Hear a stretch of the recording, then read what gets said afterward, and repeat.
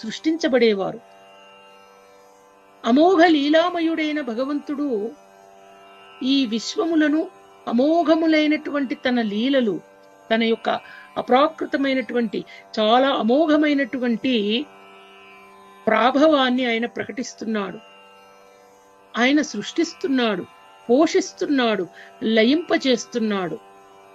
కానీ వేటికి ఆయన ప్రభావితుడు కాడు. అదే ఆయన యొక్క అమోఘలీల.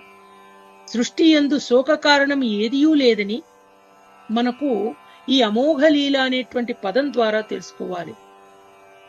స్వామి యొక్క సృష్టిలో కలత కలిగించవలెనని యత్నించువారే కలతకు గురవుతారు. స్వామి తనను నమ్మిన వారికి సమస్త ఐశ్వర్యము, శక్తి, యశస్సు, సౌందర్యము, జ్ఞానము, వైరాగ్యం అనేటువంటి షడ్విభూతులను ప్రసాదిస్తాడు.